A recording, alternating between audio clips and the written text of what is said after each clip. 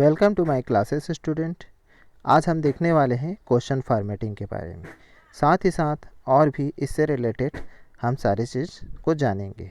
चलिए चालू करते हैं।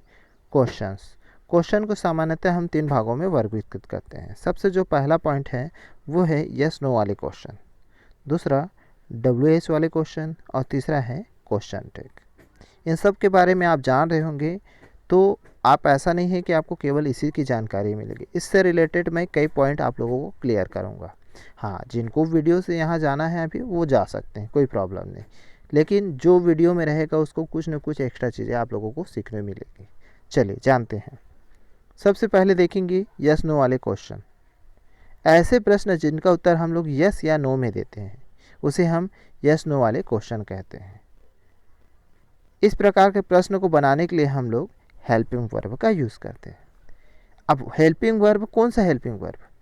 जो टेंस होगा ना उसी के अकॉर्डिंग आप लोगों को हेल्पिंग वर्ब लगेगा।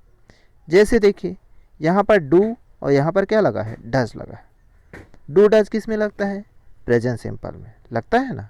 हाँ, तो इससे आपको पहचान में आ जाना चाहिए जो क्वेश्चन है, जो सेंटेंस है वो कौन से टेंस का है। और आपने पहचानना सीख लिया ना तो आप लोगों को सेंटेंस भी बनाना आ जाएगा। सेंटेंस बनाना आ गया मतलब आप लोगों को राइटिंग भी करना आ जाएगा। ठीक है, धीरे धीरे आप क्या करेंगे? राइटिंग की ओर बढ़ते जाएंगे।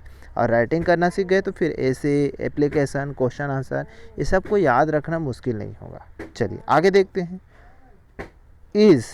इज के साथ आपका आईएनजी लगा हुआ है वर्ब में, तो किसको शो करता है? प्रेजेंट कंटिन्यूअस टेंस को। ठीक है ना। जैसे देखिए यहाँ पर क्या दिया है? वाज के साथ आईएनजी लगा है। वाज किसको बताता है? वाज बताता है पास्ट को, और पास्ट के वाज लगा हुआ है और साथ ही साथ वर्ब का उसमें फोर्थ फॉर्म लगा हुआ है। देखिए लगा हुआ है ना, प्लेइंग, तो ये हो गया पास्ट का कंटिन्यू। ऐसे पहचानना सीखना है आप लोगों को, तो बाकी सब को आप धीरे धीरे पहचानना सीखिए। ठीक है, सारे जैसे जैसे जो टेंस है, मॉडल्स मैं आप लोगों को पढ़ाते जाऊंगा तो आप सारी चीज़ समझ में आते जाएगी। अब आते हैं मेन पॉइंट पर। देखिए सब में स्टार्टिंग में आप लोगों को क्या लगा हुआ है? हेल्पिंग वर्ब लगा हुआ है। तो जो क्वेश्चंस है ये बिना हेल्पिंग वर्ब के आप नहीं बना सकते। अच्छा, इसका आंसर देखिए, डू यू नो मी, तो इसका आंसर आप क्या देंगे? Yes sir I know you, यही बोलेंगे ना। या फिर ये बोल सकते हैं no sir I don't know. इसका मतलब आप ऐसे क्वेश्चन है ये जिसका आंसर आप देना चाहें तो यस या नो में भी दे सकते हैं, है ना। कुछ लोग क्या करते हैं, डू यू नो मी तो बोल देते हैं यस, या do you know me know. इसका मतलब ये ऐसे क्वेश्चन है जिसका जवाब हम यस या नो में देते हैं, और इसको बनाने के लिए हम हेल्पिंग वर्ब का यूज़ करते हैं। उपरोक्त सभी प्रश्न हेल्पिंग वर्ब मतलब ऑक्सिलरी वर्ब से क्या हो रहे हैं? शुरू हो रहे हैं, एवं इनका उत्तर यस नो में दिया जा सकता है। इसलिए हम इसको बोलते हैं यस नो वाले क्वेश्चंस। अब हम बात करने वाले हैं WH वाले। अब यहाँ पर देखिएगा, ध्यान से समझिए।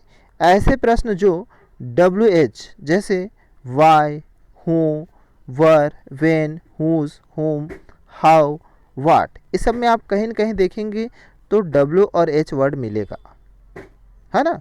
WH वर्ड है मतलब लेटर है, उस लेटर से क्या बना है? वर्ड बना है। तो ये ऐसे वर्ड हैं जिसमें आपको WH वर्ड मिलेगा। ऐसे प्रश्नों में कुछ जानकारी चाहिए गई होती है, इनका उत्तर हम यस नो में देना संभव नहीं है। ऐसे प्रश्नों को हम WH क्वेश्चन के नाम से जानते हैं। जैसे व्हाट इज़ योर नेम, तो आप यस या नो में तो जवाब नहीं दे सकते, तो इसका कोई ना कोई जानकारी चाहिए गई। क्या जानकारी चाहिए गई है कि यहाँ पर आपका नाम क्या है? वेयर डू यू लिव, आप कहाँ रहते हैं? हु इज़ ही, वह कौन है? तो यहाँ पर उसके बारे में कुछ न कुछ हमें जानकारी देनी होती है। और जो ये WH वर्ड वाले होते हैं ना, इसका भी ध्यान देना है। क्या ध्यान देना है? ये जो WH वर्ड है ना, ध्यान से देखिए, सभी में WH लगा हुआ है, बट पूरे टेंस में आपको WH जब भी लगाना होगा तो बिना हेल्पिंग वर्ब के आप नहीं लगाएंगे। देखिए डू लगा हुआ है, डिड लगा हुआ है, इज लगा हुआ है, लगा है ना, इज, आर। तो ये जो WH वर्ड है बिना हेल्पिंग वर्ब के लगते ही नहीं है, इसका ध्यान देना है। ठीक है। तो देखिए सारे अलग अलग सेंटेंस दिए हैं, इस चीज़ को हमने समझ लिया। अब आगे देखते हैं क्वेश्चन टेक के बारे में। इन्हें क्वेश्चन टेक या टेक क्वेश्चन के नाम से जाना जाता है।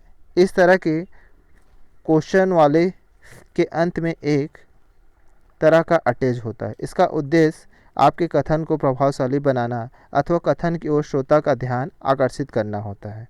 आप लोगों ने पढ़ा होगा, कुछ एग्जाम्पल देखते हैं जिससे आप लोगों को अच्छे से समझ में आएगा।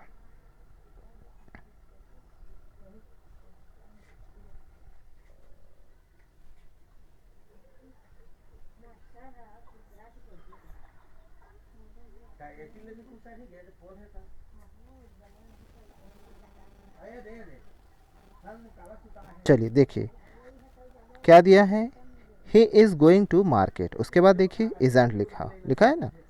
उसके बाद है दूसरा, सी will help you want C.